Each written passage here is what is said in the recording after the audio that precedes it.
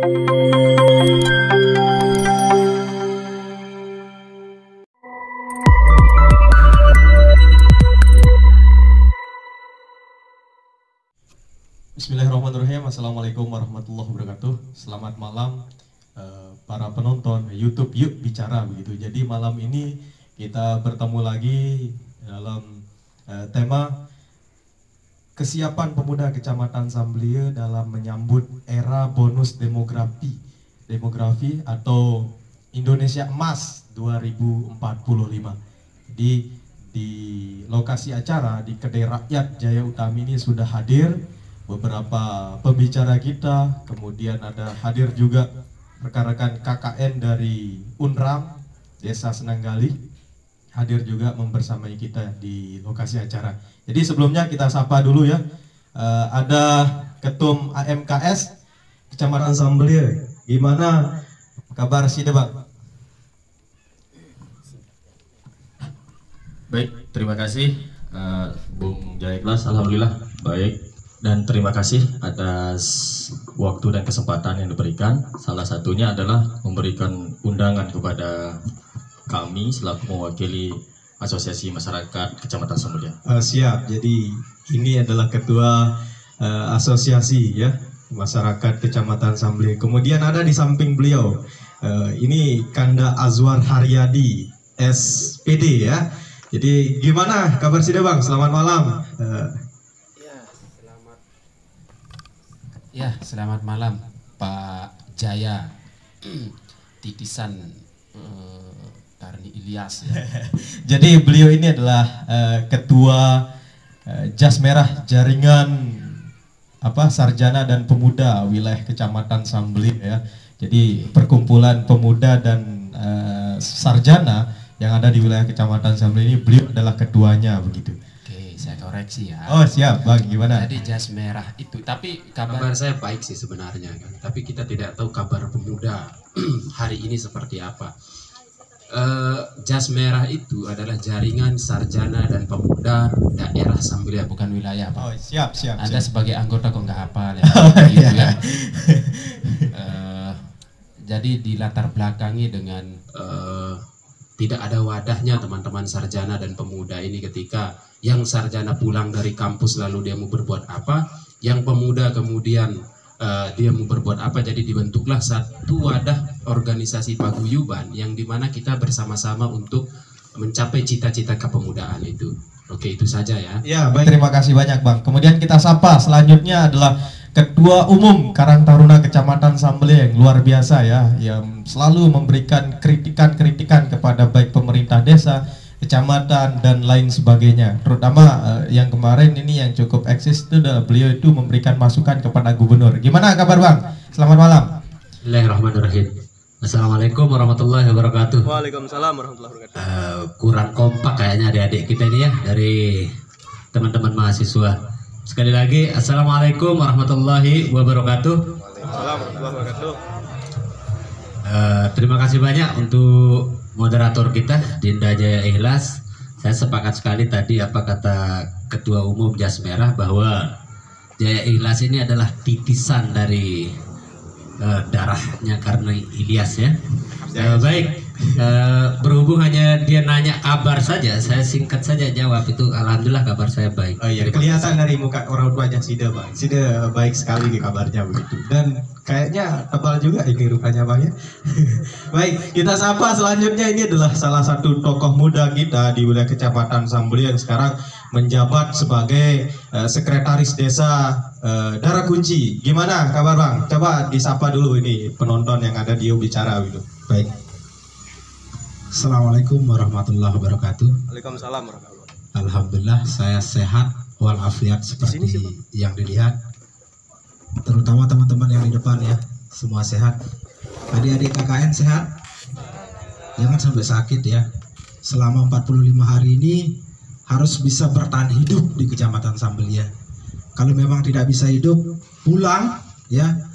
Jangan bawa nilai. Nanti saya bisa perintahkan sekdesnya kasih nilai D saja. Baik, itu saja. Luar biasa ini bisa memerintah sekdes sebelah katanya ini. Kebetulan beliau bersahabat baik sama Bang Ito ya.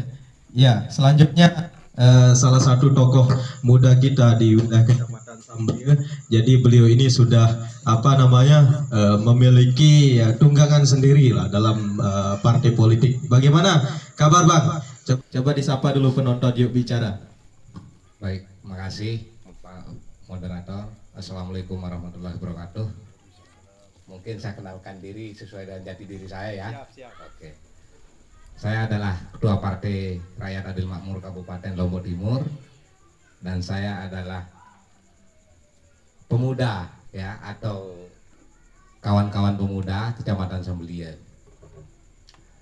Jadi kabar saya sangat baik, Bung Karni Ilyas. Terima kasih banyak atas undangan Bung terhadap saya. Sesuai dengan judul tema yang disampaikan, walaupun malam hari ini gagal untuk kita realisasikan bersama, tetapi tidak mengurangi esensi daripada apa yang akan kita diskusikan. Terima kasih. Assalamualaikum warahmatullahi wabarakatuh. Siap. Baik, terima kasih banyak Kanda. Jadi itu ya, sudah beliau memperkenalkan diri dari asosiasi mana saja, perkumpulan atau organisasi mana saja yang hadir di tempat ini. Kemudian terima kasih juga kami sampaikan kepada teman-teman KKN mahasiswa ya, Unram yang ada di Desa Senanggalih gitu. Jadi langsung saja ya kita masuk ke inti daripada pembahasan kita, yaitu kesiapan pemuda nih Bang. Pemuda kita di wilayah Kecamatan Sambli ini harus bagaimana sih? Apa yang harus diperbuat oleh pemuda untuk menyongsong atau menyambut Indonesia Emas 2045 begitu. Jadi langsung saja saya ingin memberikan kesempatan yang pertama kepada Ketum Jas Merah ya untuk menyampaikan. Kok saya ya? Kok selalu mati mic ini? Cik. Sebentar, saya mulai dari mana ya? Berbicara pemuda adalah berbicara sesuatu yang cukup luas, teman-teman. Tetapi sebelum itu, saya ingin menyampaikan salam hormat saya kepada kawan-kawan ketua yang ada di sini, yang setiap kegiatan-kegiatan intelektual itu selalu bergairah untuk dikembangkan. Ada ketua AMKS. AMKS itu apa, Pak? Oh, Aliansi Masyarakat Kecamatan Wilayah Samblia. Ketua Karang Taruna juga yang saya hormati, Bapak Sekretaris Desa Dara Kunci yang saya hormati, dan Bung atau Bang Tamrin yang saya hormati juga. Jadi begini teman-teman, berbicara pemuda itu berbicara sesuatu yang cukup serius sebenarnya. Berbicara pemuda itu berbicara sesuatu yang cukup esensial sebenarnya dan cukup luas. Bab kalau boleh dibabkan itu babnya sampai bab 15 sebenarnya kalau kita bongkar, dan tidak cukup satu malam untuk kita berdiskusi tentang pemuda. Selalu saja dimana kalau saya berbicara tentang pemuda, dimana-mana pun saya berbicara tentang pemuda, selalu saya coba sampaikan satu pepatah Bung Karno. Selalu di mana-mana saja itu semacam prolog yang dimana kalau diteliti itu maknanya luar biasa. Hanya orang-orang cerdas yang mampu merangkai kata seindah itu. Hanya orang-orang yang penuh pengalaman yang mampu merangkai kata-kata semacam itu. Dan teman-teman pasti tahu bahasa Bung Karno yang cukup populer dari Bung Karno ucapkan sampai pada detik ini. Siapa yang tahu? Kalau berbicara tentang pemuda, ada satu kata yang cukup populer yang diucapkan sama Soekarno yang populer sampai hari ini. Ada enggak yang tahu dari teman-teman mahasiswa? Enggak ada. Kalian baca apa selama ini kalau enggak tahu itu? Kalian belajar apa? Kuliah Bang, kuliah. Jadi Bung Karno pernah berkata begini, berikan aku 1000 orang tua maka akan aku cabut Semeru dari akarnya. Tapi berikan aku 10 pemuda, maka akan aku guncang dunia. Kita lebih 10 nih. Masa kita nggak bisa mengguncang? Jadi kalau teman-teman teliti peribahasa ini, maknanya luar biasa. Hanya orang-orang cerdas, hanya orang-orang yang penuh pengalaman, hanya orang-orang yang penuh dengan perjuangan yang mampu menciptakan satu kalimat yang penuh makna itu. 1000 orang tua hanya mampu mencabut gunung saja, tetapi diharapkan 10 pemuda untuk mengguncang dunia. Tapi pemuda seperti apa? Enggak pemuda seperti yang sekarang ini. Lalu tema yang hari ini yang disebutkan oleh Bung Jaya itu adalah utopia menurut saya, hanya sekedar angan-angan saja. Hanya sekedar angan-angan saja, dan saya pikir selalu kemudian ini yang menjadi angan-angan setiap diskusi kita di kepemudaan, bagaimana peran pemuda, bagaimana tetek bengeknya sudah. Tetapi kenapa Sida mengatakan ini hanya sekedar angan-angan itu, Bang? Oke. Ini sekedar angan-angan. Nanti saya jelaskan di ujung ya. Saya mau bongkar semacam kebiasaan pemuda sehingga Anda bisa menarik kesimpulan tersendiri. Saya tidak akan manjakan pemikiran Anda tarik kesimpulan sendiri. Tema cukup indah pada hari ini yang kemudian saya pikir tidak hanya sekali ini diangkat tentang bagaimana peran pemuda di kancah politik, baik kancah nasional, kancah daerah, kancah lokal. Tetapi jangankan berbicara kancah nasional, berbicara pada tataran lokal saja, saya pikir memang pemuda hari ini cukup loyo, cukup lesu. Saya tidak tahu apa akibatnya, tetapi dari beberapa tolak ukur yang saya periksa, teman-teman, memang hari ini memang kita dimanjakan dengan teknologi itu. Teknologi memang memberikan dampak yang baik dan memberikan dampak positif, tapi kenapa kita ambil dampak negatifnya saja? Kalau di Amerika itu komputer tahun 95 itu mampu menerbangkan satelit. Di kita, Pak, komputer terbaru pun kita pakai nonton film Korea itu. Dia mampu meluncurkan nuklir bahkan. Dia mampu merintahkan dunia bahkan. Kalau orang-orang barat itu. Di kita, laptop terbaru kita pakai nonton TikTok. Kan begitu. Dan kita harus akui itu. Mau bagaimana kita harapkan pemuda untuk bersaing kemudian. Bahkan berbicara tentang politik. Kita berikan kepercayaan. Karena politik adalah sesuatu yang cukup serius. Nggak bisa dimain-mainkan. Karena seluruh rangkaian kehidupan kita diputuskan oleh keputusan politik. Anda pikir harga beras itu bukan keputusan politik? Harga pertalite hari ini bukan keputusan politik. Makanya bullshit saya pikir kalau pemuda apatis terhadap persoalan politik.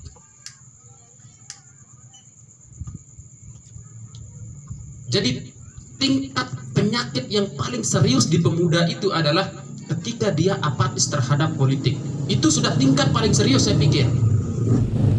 Karena apa? Seperti yang saya bilang tadi, Anda setiap hari mendengarkan keluhan kita setiap hari mendengar keluhan ibu kita tentang harga minyak naik, harga sembako, harga BBM naik. Tetapi apa peduli kita tentang itu sebagai pemuda? Nah, lalu bagaimana misalkan kalau kita berbicara, oke lah, kalau begitu dalam malam hari ini bagaimana cara kita pemuda untuk istilahnya merubah persoalan ini? Ya sudah, mulai sekarang melek politik. Jangan hanya sekedar melek hukum, bahkan setelah melek hukum Anda melek politik.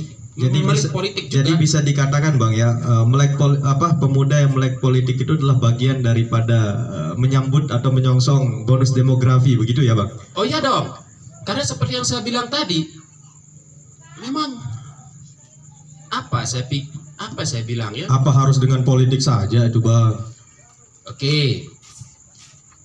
Seperti yang saya bilang tadi, bahwa seluruh rangkaian kehidupan itu ditentukan oleh keadaan politik hari ini. Kalau kita berbicara radikal misalkan, oke, politik yang kita ketahui adalah hanya sekedar milih-memilih tentang seorang pemimpin. Tetapi kalau kita mau berbicara runut dari awalnya, kalau teman-teman baca bahasanya Aristoteles, ya, manusia itu adalah political animal, hewan yang berpolitik. Jadi seluruh rangkaian kehidupan Anda minta uang di orang tua itu kan politik.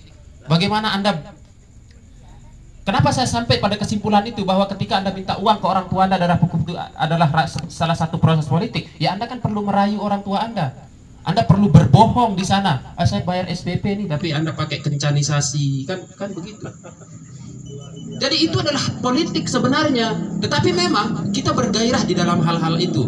Tetapi pada saat urusan publik kita nggak segairah itu.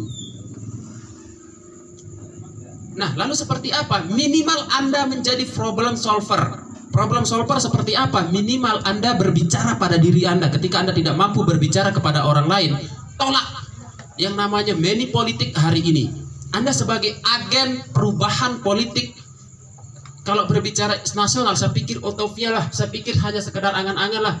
Jangan terlalu besar. Saya pikir nggak akan mungkin itu. Tapi minimal di desa Anda melakukan itu. Ketika pemilihan kepala desa nih, ya Anda harus pelajari dulu seperti apa Anda punya pemimpin. Peran pemuda seperti apa? Tolak money politik. Pelajari, sosialisasikan, ikut bersosialisasi. Anda boleh berpihak kok. Bukan berarti Anda netral. Oh, untuk menjaga idealisme saya pemuda harus netral. Enggak begitu kalau konsep saya. Anda harus berpihak. Tapi berpihak kepada memang Anda pelajari dulu itu pemimpin, calon pemimpin itu. Karena ketika Anda tidak berpihak, maka Anda akan menyumbangkan beberapa persen terhadap ketika pemimpin yang naik ini adalah pemimpin yang salah. Maka Anda harus berpihak memang. Jangan hanya gara-gara idealisme yang saya bilang, oh saya kan pemuda, nggak boleh dong berpihak. Siapa bilang begitu? Berpihak, silakan Anda berpihak, silakan Anda memilih, tapi pelajari dulu. Jangan hanya berdasarkan like dislike, jangan hanya berdasarkan suka tidak suka. Nggak suka tuh, anunya dia calonnya dia tua, nggak suka calonnya terlalu muda. Nggak boleh begitu. Anda harus objektif sebagai pemuda, karena pikiran kritis itu ada di pemuda. Salah satu sikap seorang pemuda adalah rasional, analisis, kritis, universal dan rasional, analisis, kritis, sistematis dan universal. Itu rakus, itu sifat pemuda. Benturkan itu dengan Anda, coba periksa seluruhnya kepada calon itu, lalu silakan Anda jadi tim suksesnya.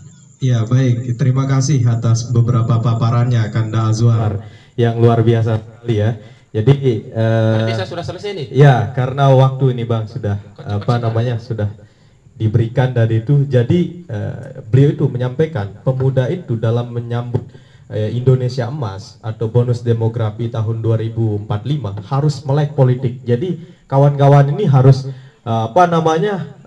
maju atau rebut posisi-posisi strategis di dalam dunia pemerintahan itu sendiri atau politik. Jadi saya ingin tanggapan dari ketua partai ini ya. Jadi di Kabupaten Lombok Timur Bang ya, terkait apa yang disampaikan sama Kanda Azwar tadi itu, apakah sudah baguskah itu Bang atau bagaimana? Assalamualaikum warahmatullahi wabarakatuh. Terima kasih Bung Ilyas. Jadi saya menanggapi terkait dengan apa yang disampaikan oleh kawan Azwar, bahwa pentingnya melek politik itu saya sepakat ya. Tetapi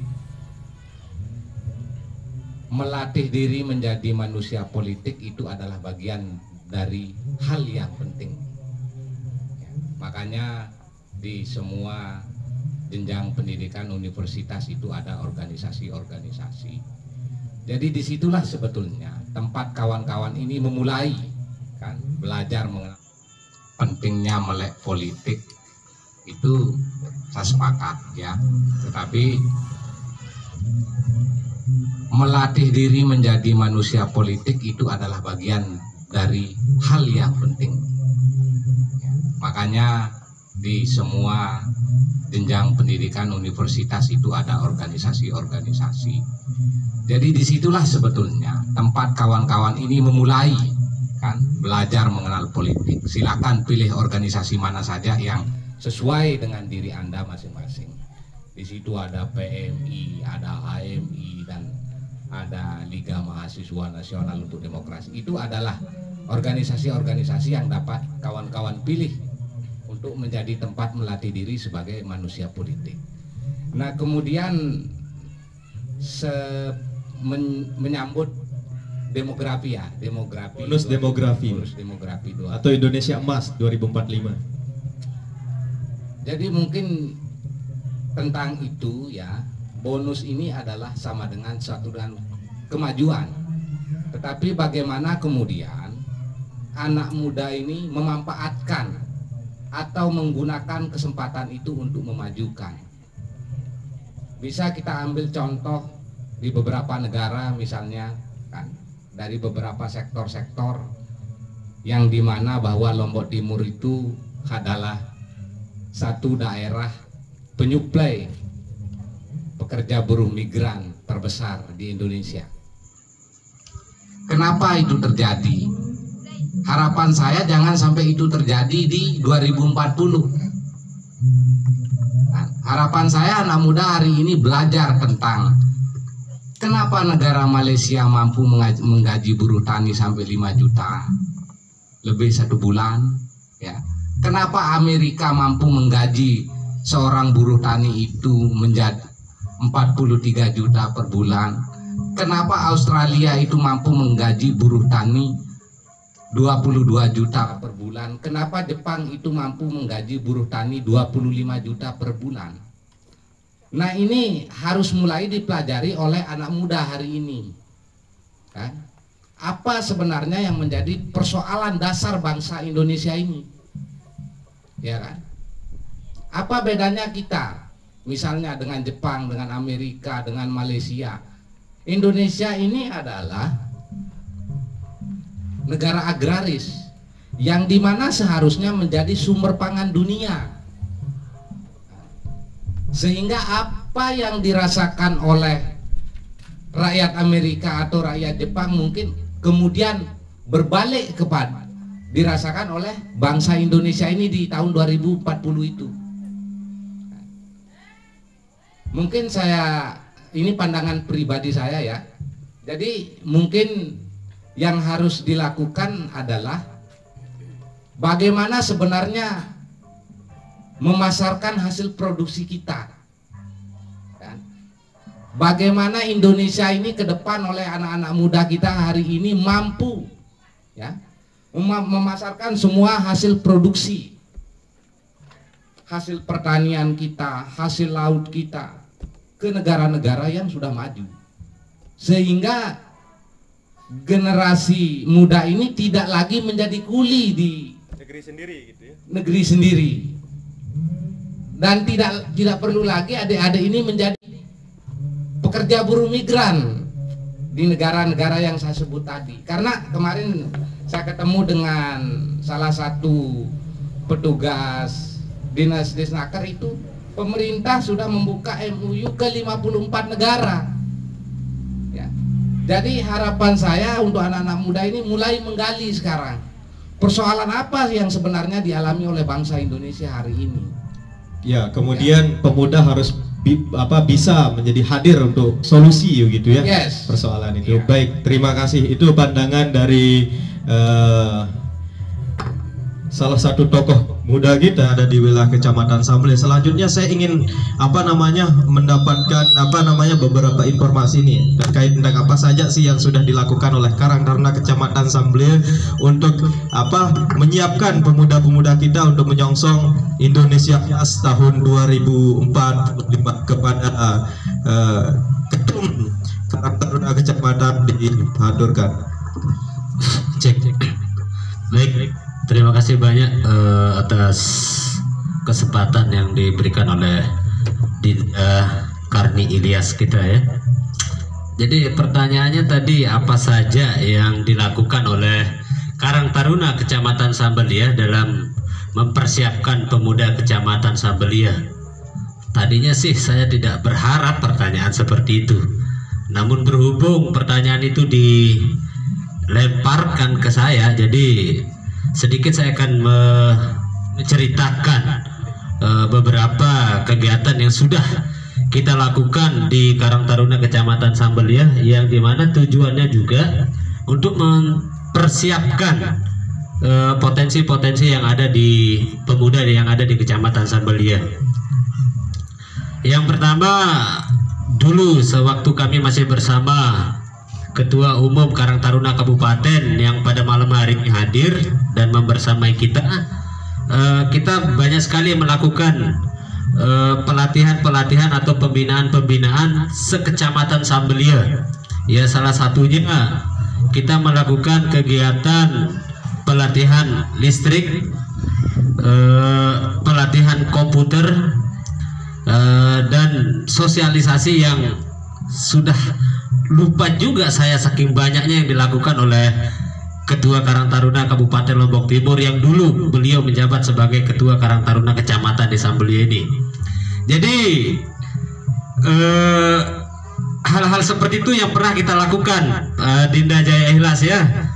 Tadinya seperti yang saya bilang tadi, saya tidak berharap pertanyaan ini dilimpahkan ke saya, cuman terlanjur Sida memberikan pertanyaan ini, jadi saya tidak lebih, hanya bercerita saja larinya, begitu.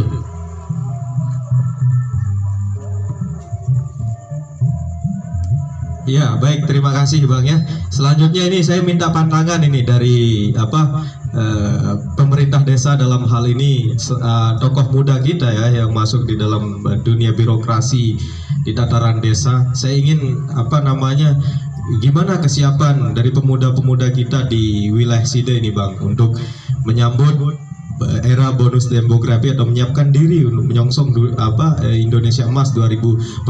Apa yang sudah Sida lakukan untuk mendukung kegiatan-kegiatan pemuda? Baik, terima kasih. Sebelum saya bicara, adik-adik atau rekan-rekan tolong matikan HP dulu ya, biar kita fokus dengan diskusi kita atau bagaimanapun ke depannya. Baik, assalamualaikum warahmatullahi wabarakatuh. Alhamdulillah, semoga kita semua tetap sehat walafiat ya.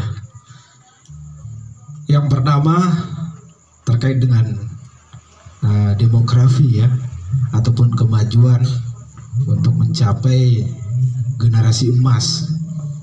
Yang pertama yang harus kita pelajari di situ, mengurangi perkawinan dini sebenarnya, atau pernikahan di bawah usia. Kenapa? Kalau kita rata-ratakan adik-adik, misal nih adik-adik KKN nih tidak melanjutkan ke studi dari tingkat SD sampai tingkat pendidikan, ada juga yang menikah di bawah usia, yaitu kayak kelas masih SMP lah.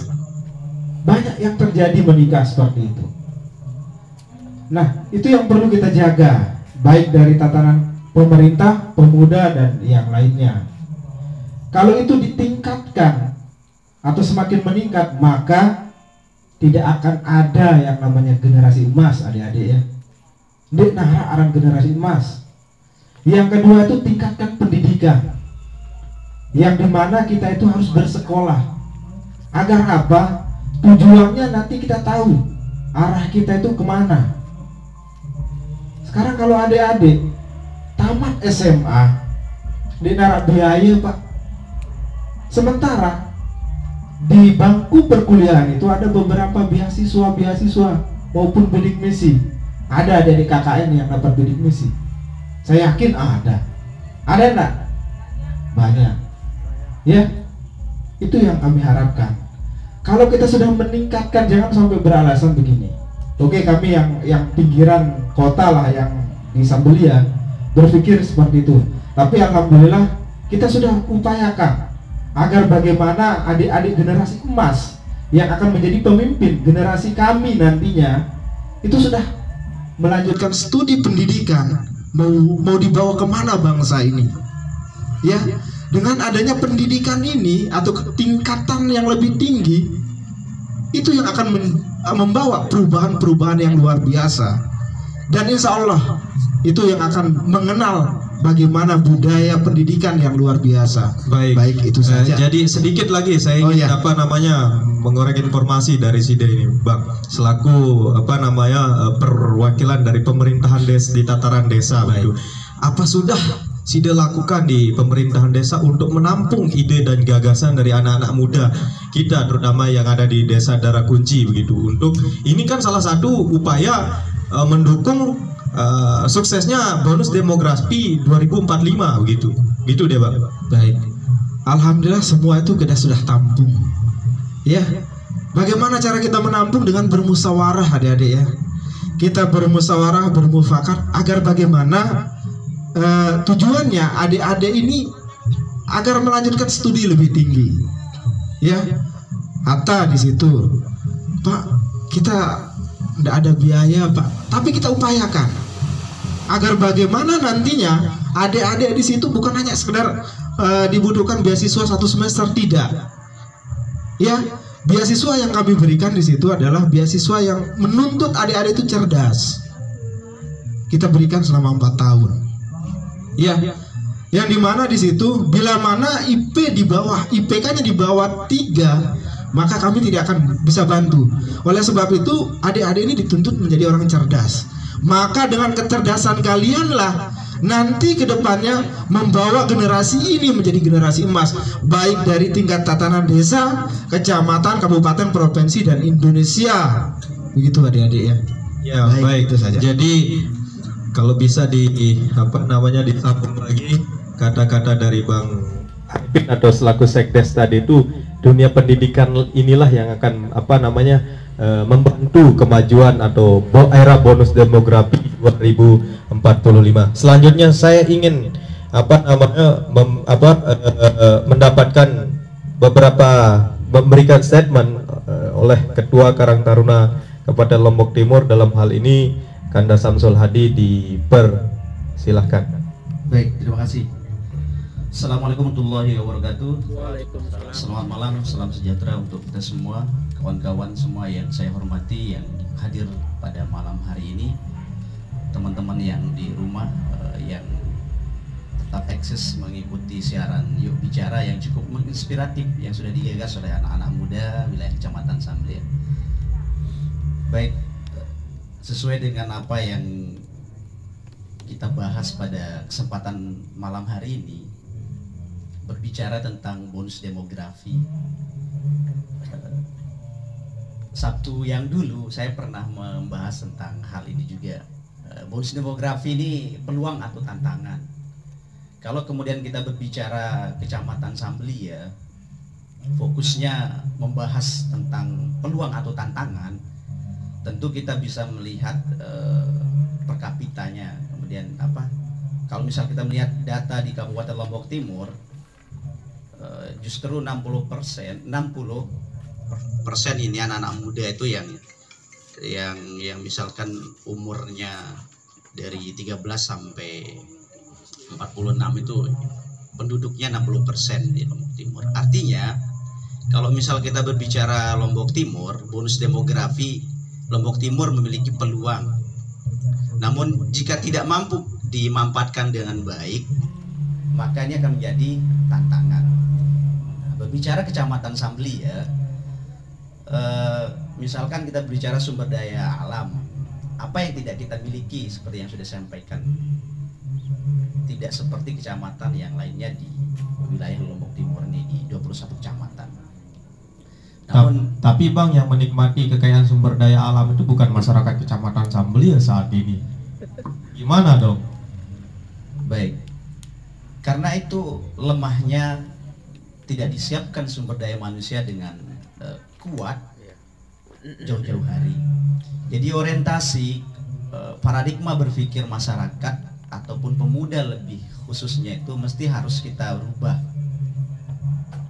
Bonus demografi ini sesuatu yang lama dibahas di simposium, seminar, dan beberapa pertemuan. Poinnya bahwa Indonesia paling angka pemuda dari 18 tahun sampai angka yang produktif itu paling banyak. Di negara-negara luar itu orang mencari usia produktif itu sedikit sekali. Jadi karena penduduknya mungkin sedikit juga, jadi usia yang angka produktif sedikit sekali. Jadi kalau misal sudah 50, 60 ke atas itu sudah tidak produktif. dalam upaya meningkatkan kualitas sumber daya manusia, apalagi kemudian menjemput Indonesia emas 2045. Nah, konteks demografi khususnya di Kecamatan Samblia, kita melihat bahwa misalkan berbicara tentang era disrupsi 5.0, bahwa poin pertama di Indonesia emas 45 mesti harus melek iptek. Ya, saya rasa Samblia sudah tidak seperti dahulu lah. Jadi internet sudah akses bisa 24 jam di mana-mana. Bahkan kita tidak bisa hidup normal hari ini kalau tanpa sambungan internet. Tapi Tapi masih ada wilayah ini Bang yang apa namanya belum koneksi internetnya belum nyambung begitu. Ada di desa Obel-Obel itu, dusun Melempu. Kan di sana masyarakat di sana tidak bisa menikmati internet.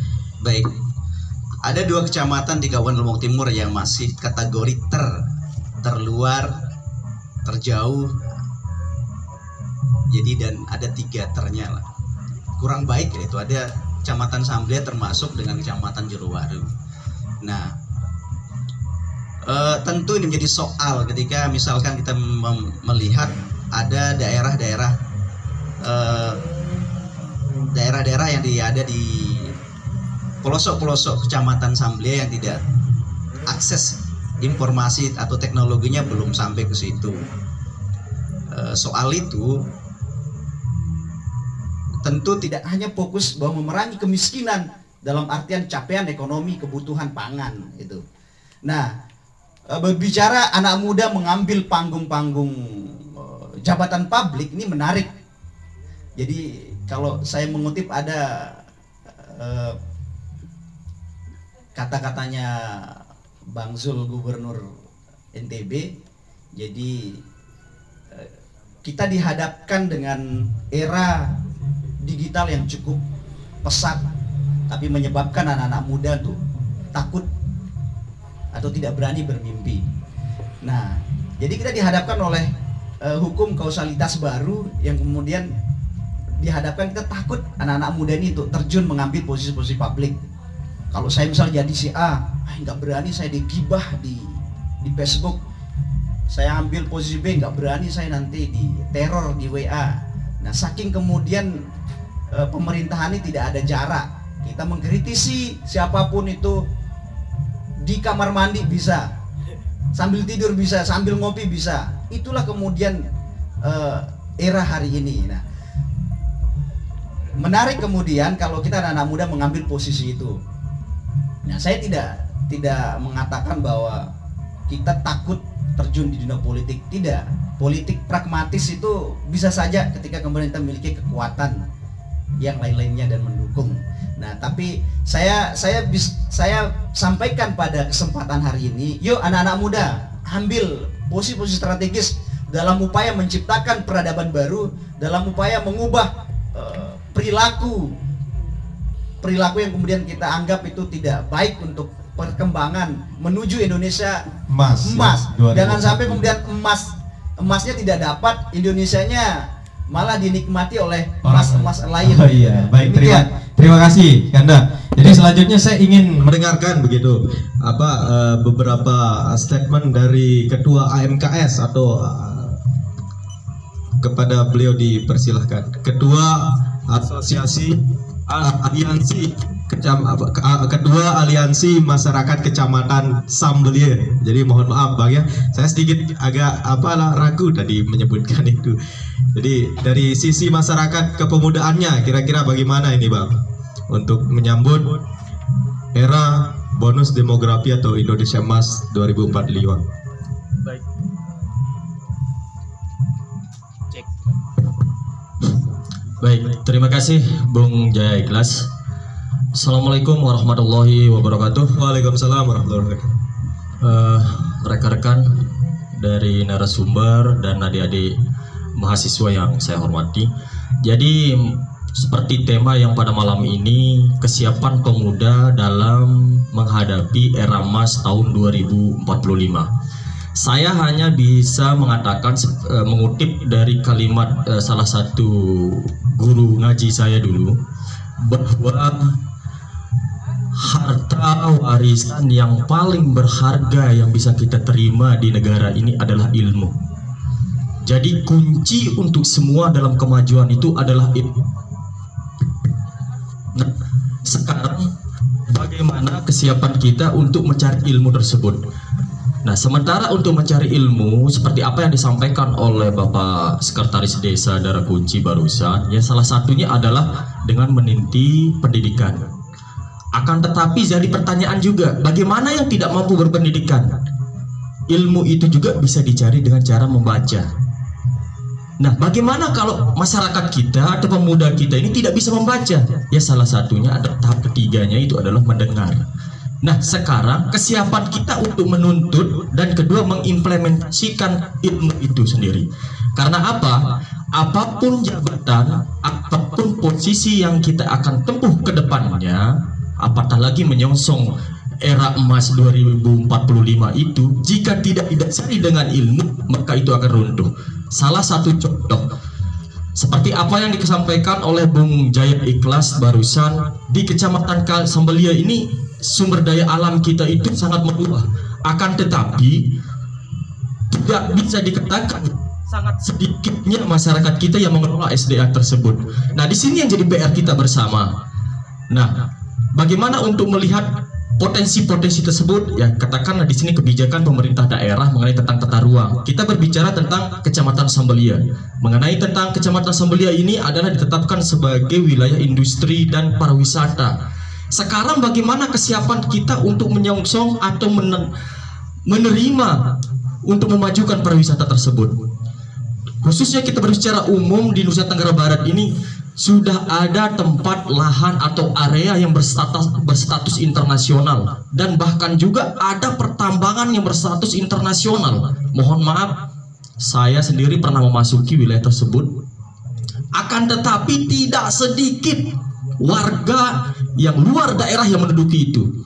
Nah, ini menunjukkan bahwa perlunya kesiapan kita, khususnya adik-adik. Jadi kita berharap ke depannya seperti apa yang diharapkan oleh pertanyaan dari Bung Jaya Ikhlas tadi, supaya apapun yang terjadi, apapun pengelolaan sumber daya alam yang ada di Kecamatan Sambelia diisi oleh pemuda-pemuda kita dengan catatan berilmu.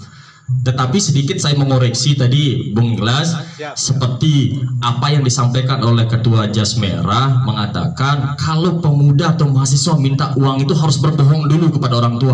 Ini sesuatu yang bisa statement yang memojokkan sekali pemuda, ya. Jadi sesuatu hal itu saya rasa yang ini tidak menarik sebenarnya Pak Jas Ketua, ya. Jadi mohon maaf mungkin kita tidak sejalan tentang hal ini. Nah, namun sedikit juga saya ingin menyampaikan bahwa apa yang sudah dilakukan oleh Ketua Karang Taruna Kabupaten dan masuk Ketua Karang Taruna Kecamatan memang perlu saya apresiasi tentang hal itu. Memang beberapa waktu dulu sudah melakukan beberapa pelatihan ini karena beliau itu jeli melihat di Kecamatan Sambelia ini mungkin kita berpengalaman dari pembangunan rumah gempa, yang pengelolaan pekerjaan rumah gempa tersebut bisa dikatakan ini tenaga untuk rangka baja itu tidak bisa dikatakan, hanya sedikit warga lokal kita terdiri dari pemuda kita. Nah, jadi para pengurus Karang Taruna ini sudah membaca peluang jika pun ke depan terjadi katakanlah ada suatu pekerjaan konstruksi dan hal seperti itu, pemudanya sudah siap untuk mengerjakan hal tersebut. Nah, sedikit juga saya tambahkan sebelum saya tutup, inilah perannya bukan saja dari pemerintah pusat, tetapi pemerintah daerah dan pemerintah desa khususnya, bagaimana untuk sekarang memaksimalkan dalam menyiapkan pembinaan terhadap pemerintah masyarakat desa, supaya generasi kita penerusnya ini semakin memiliki potensi, yang memiliki juga ilmu yang daya saing. Karena kita belajar, mohon maaf, kita belajar dalam perang Ukraina dengan Rusia itu bukan hanya dan Ukraina bukan perang senjata, tetapi adu taktik termasuk dengan ekonomi, termasuk dengan IT. Kami harapkan pemuda-pemuda kita di Kecamatan Sambelia ke depannya juga kita doakan mudah-mudahan lebih hebat daripada itu. Mungkin itu saja. Baik, terima kasih. Jadi itu beberapa hal yang sudah disampaikan oleh para narasumber kita. Namun dalam hal ini ada kita buka ya pertanyaan atau masukan, saran dan lain sebagainya. Tapi sebelumnya ini Bang, satu pertanyaan ini dari pemuda ya di wilayah Kecamatan Sambelia. Nah, beliau curhat terkait tentang ini pemerintah desa ini Bang. Kebetulan hadir Bung Arifin Kandaribin selaku pemerintah desa dalam hal ini yang sangat mudah sekali. Ini pemerintah desa di beberapa desa di wilayah Kecamatan Sambelia ini mendukung setengah hati pemudanya untuk mengembangkan ide dan gagasannya begitu Bang. Kita tahu bahwa ide dan gagasan pemuda-pemuda kita ini sangat luar biasa sekali. Ini menunjukkan kesiapan daripada pemuda-pemuda kita untuk menyongsong Indonesia emas. Tapi di sini tidak didukung oleh pemerintahnya. Bagaimana itu Bang? Ya, mohon ditanggapi Bang. Baik, terima kasih. Kita di Kecamatan Sambelia ini ada 11 desa. Kalau kita rata-ratakan, kita di masing-masing desa itu berbeda-beda. Pemimpinnya juga berbeda-beda, secara eksekusinya juga berbeda-beda. Tapi kami di Desa Darakunci, kita tidak membedakan yang lain. Artinya pemuda. Sudah saya katakan tadi bahwa pemuda ini akan melanjutkan mimpi-mimpi dari pemimpin yang sekarang. Ya, kenapa saya katakan seperti itu? Bahwa pemuda inilah yang akan mengeluarkan ide-ide baru, khususnya kami di Desa Darakunci nih. Kalau tidak ada pemuda yang mengeluarkan ide-ide baru, maka tidak akan maksimal. Jangan seperti tahun-tahun terdahulu bahwa pemuda ini adalah termarginalkan. Ya, kenapa di situ tadi sudah dijelaskan sama Ketua Karang Taruna Kabupaten, Sustainable Development Goals. Artinya di situ tujuan pembangunan berkelanjutan, yang dimana di situ juga pemuda harus ikut andil, ya, ambil bagian lah untuk membangun bagaimana desa itu menjadi desa maju. Ya, jangan sampai pemuda ini termarginalkan. Oke, kalau kita berbicara tahun-tahun terdahulu, tapi kalau sekarang seperti bahasanya Ketua Karang Taruna Kabupaten, digital, ya. Semua akses informasi mungkin adik-adik pemuda ini tahu. Maka itulah yang kami butuhkan, ide-ide baru. Karena saya yakin mimpi kami yang tertunda ini, pemuda inilah yang akan melanjutkan. Ya, dan itu juga saya harapkan bagi adik-adik pemuda, terutama adik-adik KKN nanti selepas pulangnya, ikutlah ambil bagian.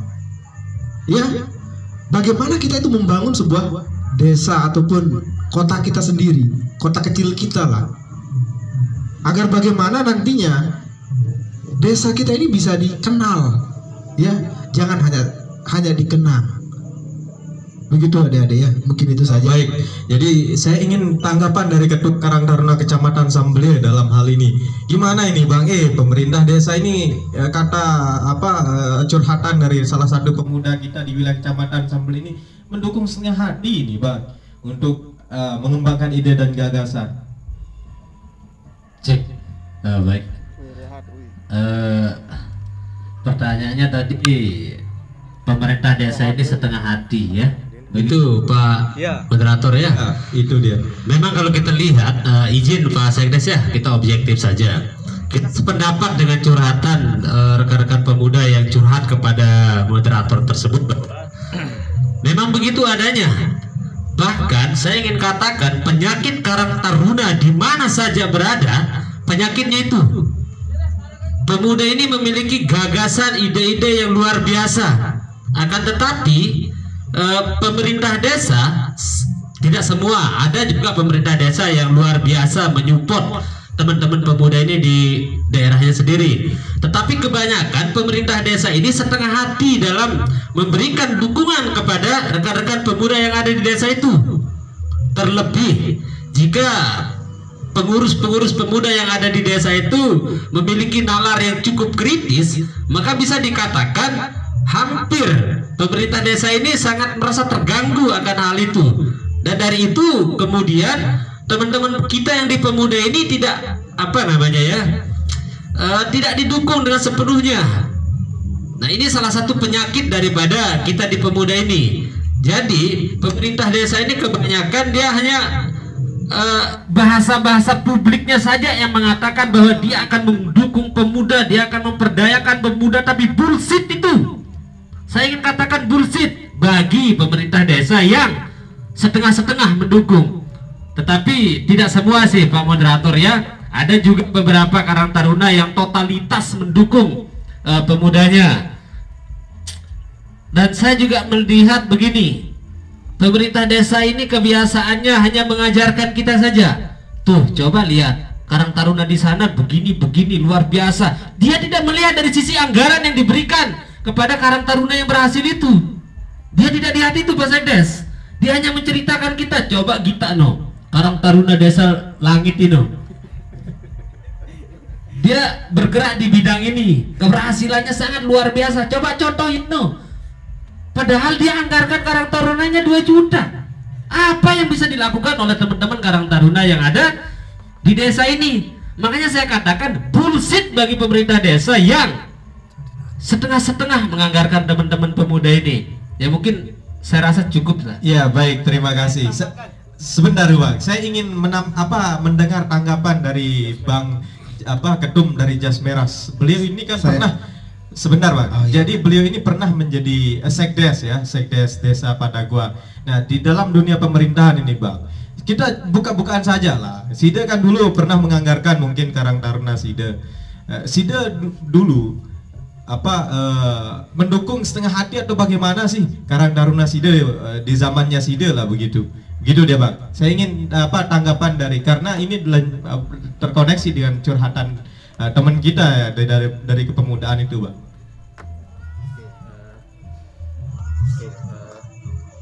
Tes. Kita berbicara pemuda Sambelia, tetapi sepotong pemuda Sambelia pesertanya di sana itu nggak ada tuh. Jadi teman-teman dari luar semua kan? Iya. Oh ya, ada satu. Udah ngantuk? Mau ke Rona-Rona? Belum Bang, belum. Ya. Dengarkan ini, karena ini adalah ilmu yang kemudian tidak diajarkan di kampus sebenarnya. Betul, tidak ada diajarkan di kampus. Paling teman-teman hanya berbicara hal-hal yang sifatnya reguler, yang tertentu, yang hanya ada di dalam silabus. Nah, itu yang teman-teman, kalau bahasanya sekdes tadi itu yang membuat teman-teman termarginalkan, terpinggirkan. Memang pemuda saat ini memang berada di paling pinggir dalam dunia politik. Paling pinggir tempatnya. Padahal sebenarnya pemuda, masyarakat, pemerintah itu semacam 3 sisi prisma yang dimana kalau itu bersatu padu akan menjadi sesuatu tatanan yang paling kuat. Jangan pilih pemimpin berdasarkan like, dislike atau suka tidak suka. Yang disinggung oleh ini saya sudah mulai kontra sebenarnya. Kita harus atur diskusi itu, harus ada pro dan kontra sebenarnya. Iya, Bang. Saya mau singgung tadi karena dia menyinggung teori saya singgung begitu. Yang disinggung oleh Bung Ketua AMKS tadi, jadi nggak setuju dia, katanya itu hanya sekedar contoh, dia nggak nyentuh hal yang substansial.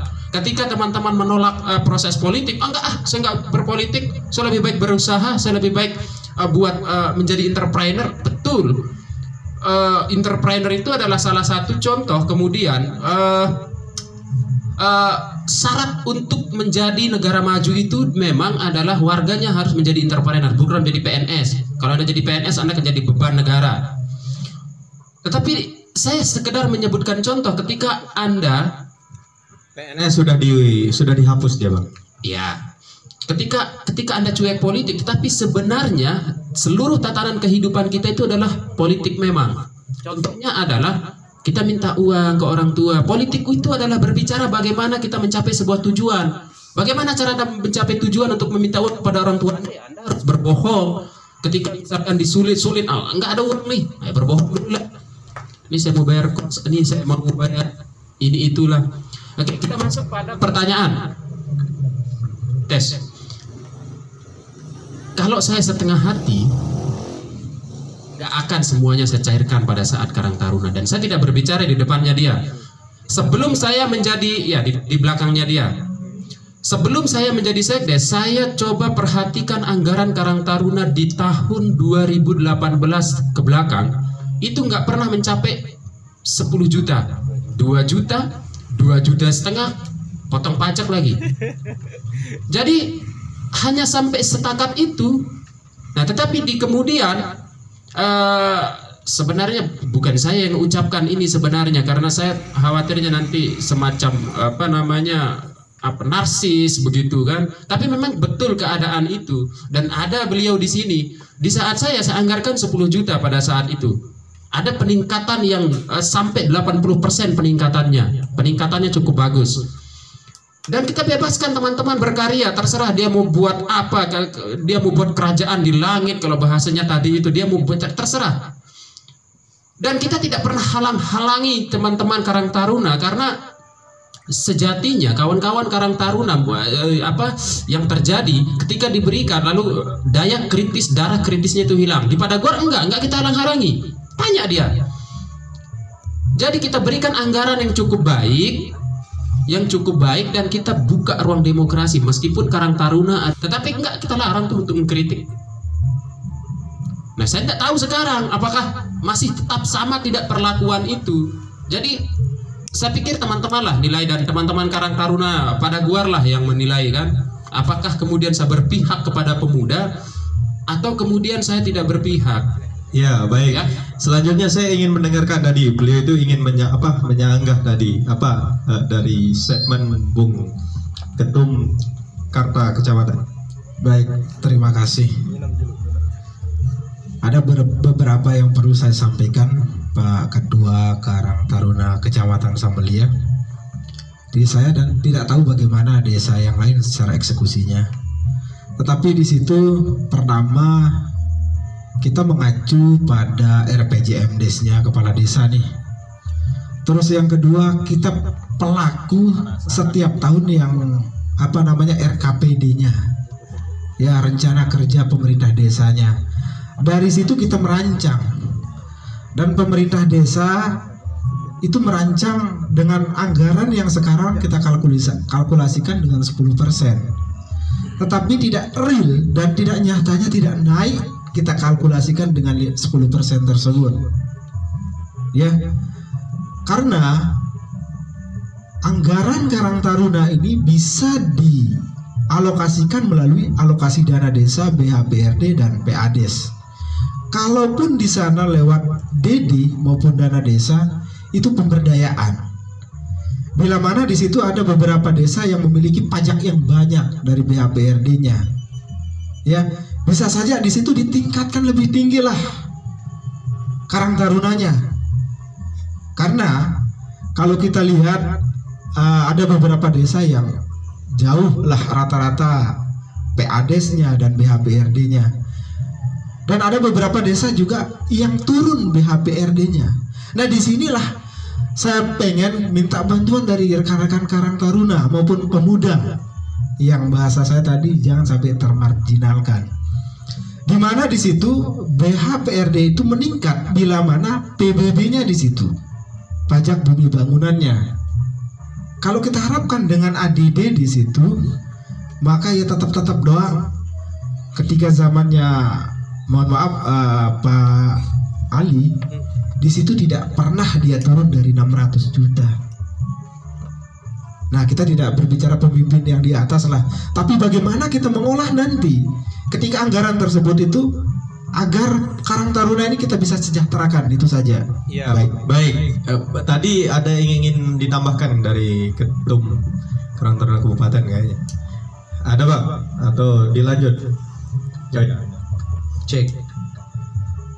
Menarik ketika kita bahas pemuda, dan memang kita masih muda. Ada perumpamaan bahwa pemuda ini seperti macan gitu. Jadi ketika dia kemudian diberikan suatu kasih sayang yang baik, maka dia akan luluh gitu ya. Luluh. Ketika kemudian diberikan sesuatu kasih sayang yang kurang atau setengah-setengah, maka dia akan menerkam. Jadi pilihannya simple. Jadi kalau kita galau jadi pemuda, maka ya dipertanyakan juga kegenitan berpikir kita sebagai pemuda begitu. Iya. Memang kalau kita melihat dari RPJMD di kabupaten dan visi misi bupati dan wakil bupati hari ini, pada tahun keempat masa pemerintahannya, bagaimana memberdayakan sumber daya manusia khususnya di bidang kepemudaan dan perempuan. Nah, tapi kadang-kadang visi bupati kemudian tidak connect dengan visi misi atau RPJM Des yang ada di sebagian desa. Contoh misalkan bupati mengeluarkan peraturan bupati kemudian atau perda bagaimana untuk pemberdayaan pangan dan nabati ya, hewani ya, 10%, 20%. Sebenarnya itu ada peluang di situ. Bagaimana pemerintah desa itu mengtekniskan. Tapi kadang-kadang pemerintah desa juga tidak berani tadi kayak saya bilang itu keluar out of the box. Jadi keluar dari yang biasanya, tidak hanya berpikir infrastruktur.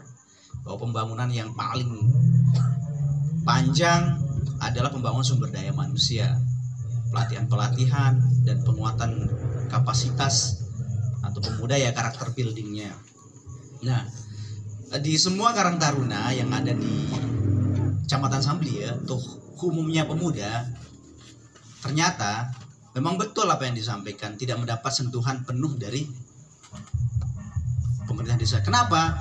Karena pemerintah desa tidak lahir dari pemuda yang kemudian memiliki nalar kritis, tidak memahami kebutuhan dan tidak memahami ketertarikan tadi itu.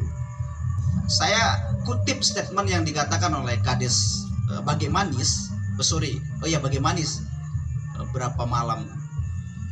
Dia bingung membangun infrastruktur, semua jalan sudah jadi. Kita bingung di mana, apa yang kita bangun. Kalau mau orang dibangunkan gangnya juga kita akan bangunkan gitulah. Karena ada dewan yang selalu mensuplai kebutuhan tanpa diminta. Nah ini satu dewan kan, apalagi lebih begitu loh. Nah kita berbicara realistis ini. Anak-anak muda mesti harus mengambil panggung-panggung yang kemudian jangan diberikan kepada orang lain. Apalagi anak-anak muda sudah saya bilang, Sekdes. Bagaimana kemudian kita mengkampanyekan bahwa kita rebut jabatan publik nih. Saya masih ini, Azwar masih ada, Arifin, bagaimana kemudian kita mengkampanyekan hal itu, bahwa ini peluang. Bahwa kalau kita tidak mampu menjadi orang nomor satu di desa-desa kita semua, ya nomor 2. Bagaimana kita menguatkan eksistensi kita pemuda bahwa kita bisa, jangan kemudian dianaktirikan. Teman-teman, kita semua misalkan sudah capek-capek mengenyam pendidikan perguruan tinggi, kemudian tidak mampu mengimplementasikannya dalam membangun desa, misalkan jadi sekdes atau jadi KAU, jadi apa, itu lebih real kan. Nah, kita bicarakan, kita wacanakan bahwa saatnya kita mengambil posisi-posisi strategis ini, bahwa tidak mungkin kita melakukan perubahan kalau di luar circle itu, maka harus kita masuk ke dalam lingkaran itu dan mengambil kebijakan itu. Dan terakhir yang ingin saya sampaikan, Kecamatan Samblia pada khususnya dan Lombok Timur pada umumnya, sebenarnya kepemudaan hari ini sedang tidak baik-baik saja. Kita mengalami krisis multidimensi lah. Nah makanya tantangan kita bagaimana ini puing-puing yang cerai-berai ini kita kuatkan, persatukan ya Pak. Tidak lagi kemudian pihak kekuasaan mengkooptasi bahwa dari atas ini, dari KNPI-nya, dari semuanya dibuat kubu-kubu, Pak. Jadi kekuatan yang dulu 98 kita bilang lihat ya, bagaimana reformasi itu lahir karena dia memang bersatu. Hari ini tidak, kita bercerai-berai. Maka Kecamatan Samblia kalau masih kemudian berpikir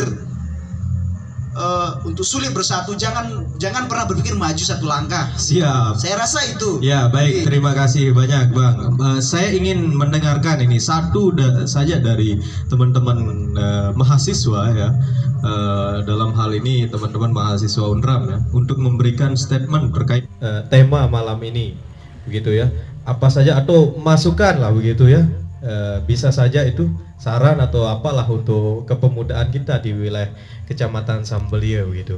Jadi kesiapan seperti apa yang harus disiapkan oleh pemuda-pemuda kita di wilayah Kecamatan Sambelia ini untuk menyambut Indonesia Emas atau era bonus demografi 2045. Ada yang ingin menanggapi? Ayo, teman-teman mahasiswa. Ya, mahasiswi juga ndak justru itu yang bagus. Ada? Oh ya, silakan. Well, terima kasih banyak atas kesempatannya teman-teman. Saya di sini ingin menanggapi sedikit saja tentang pertanyaan dari Bapak host. Menurut saya apa yang harus kita persiapkan sebagai pemuda hari ini adalah bagaimana kita menjadi pemuda. Pemuda adalah agen of change yang selama ini mengakar gitu di pemikiran kita. Jadi untuk menyambut Indonesia Emas tahun 2045 ya, di sini saya melihat pertarungan teknologi. Jadinya kita sebagai pemuda harus memiliki keterbukaan dan rasa belajar yang tinggi terhadap teknologi terutama, dan tidak acuh tak acuh terhadap permasalahan sosial dan ekonomi di masyarakat sekitar. Dan terakhir last but not least ya, yang paling penting itu adalah bagaimana kemudian pemuda ini sebagai wadah untuk menjadi wadah masyarakat untuk berkeluh kesah, bagaimana kemudian pemuda ini sebagai jalan untuk masyarakat meminta pertolongan agar pemuda ini benar-benar mengayomi masyarakat biar pemuda ini benar-benar menjadi agen of change yang sebenarnya. Terima kasih hanya itu dari saya. Baik, ada lagi rekan-rekan? Bung Halki, saya ingin komentar Anda ini Bung, berhubung teman-teman di Senanggalih itu sudah menyiapkan ini Bang. Jadi teman-teman di Senanggalih itu diam-diam sudah mendirikan satu lembaga pendidikan bahasa Inggris. Dalam hal ini SEC itu melahirkan kalau tidak salah 6 sampai dengan 70 anak didik yang mahir dalam berbahasa Inggris per tahunnya. Gitu. Saya ingin mendengarkan itu Bang Halki, mohon diberikan mikrofonnya. Silahkan Bang Halki ya. Apakah ini salah satu strategi SIDE untuk menyiapkan pemuda-pemuda kita di wilayah Kecamatan Sambelia ini menuju atau menyambut era bonus demografi 2045? Silakan Bang Halki.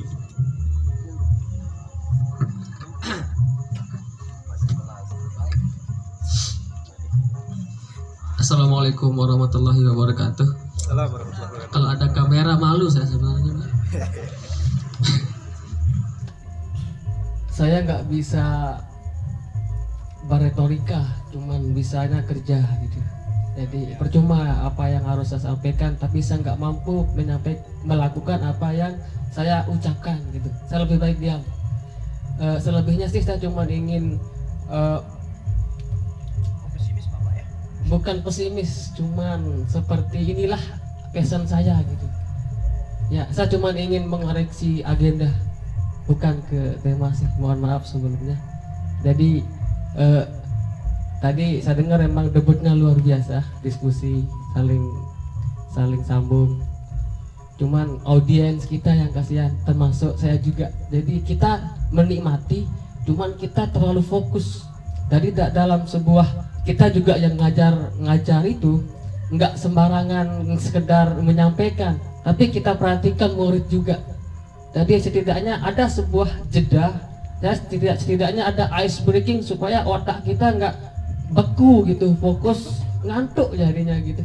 Mohon maaf nih sebelumnya karena kita lihat di sini audiens gitu kayak kita nggak bisa bagus, semuanya bagus yang disampaikan. Jadi cuman nggak masuk gitu karena kita lemes gitu. Apa ya anak muda seperti itu, Bang?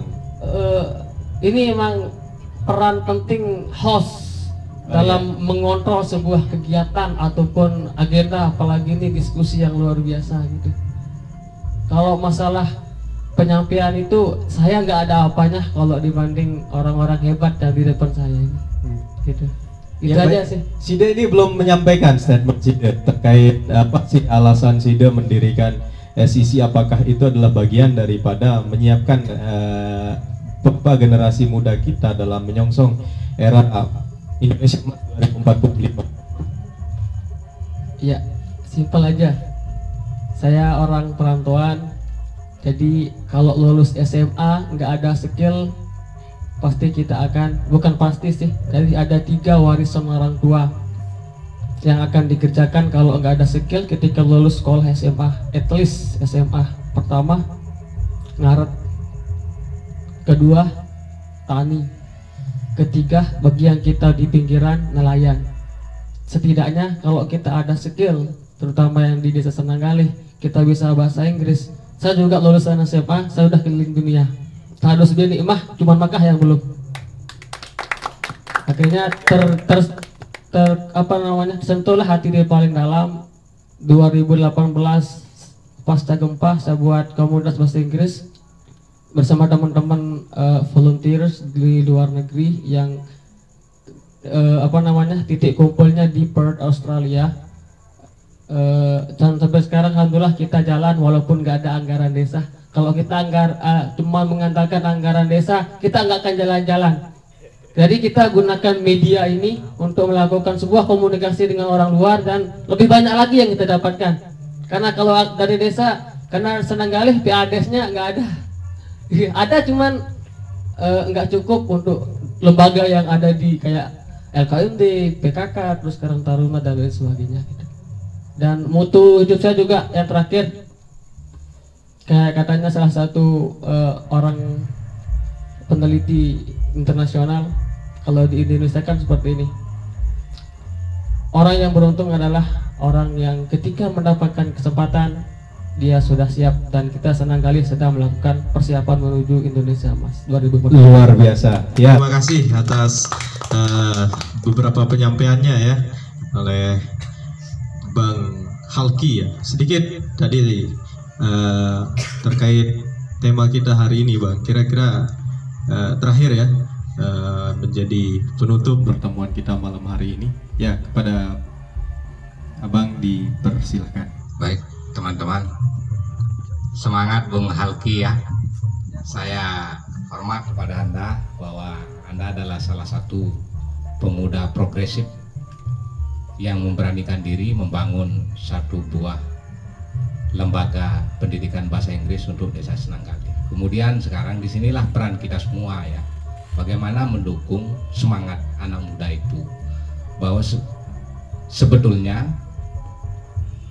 cita-cita dari kawan Halki ini bahwa apa yang didirikan hari ini mengharapkan support kita semua, termasuk Ketua Umum Pemuda Kabupaten Lombok Timur. Bagaimana kemudian bahwa ini kan lembaga yang dibangun oleh kawan Halki ini lembaga skup desa ya, yang dimana seperti yang disampaikan tadi bahwa rendah sekali perhatian pemerintah desa itu terhadap apa yang menjadi gagasan-gagasan anak muda itu ya, mungkin karena tidak berani keluar dari rel yang dia pahami itu. Jadi berbicara tentang mau keluar dari rel infrastruktur itu, ini akibat dari mahalnya sebuah biaya merebut jabatan politik itu, saya kira. Jadi di sini kemudian anak muda ini harus mulai belajar.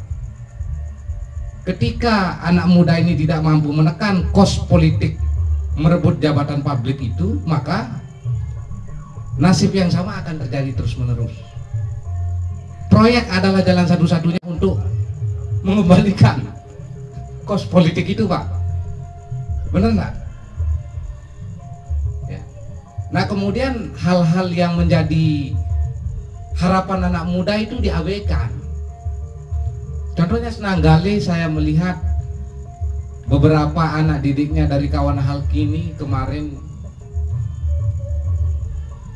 melakukan tur ke beberapa luar daerah ya. Itu adalah satu keberhasilan yang sangat luar biasa.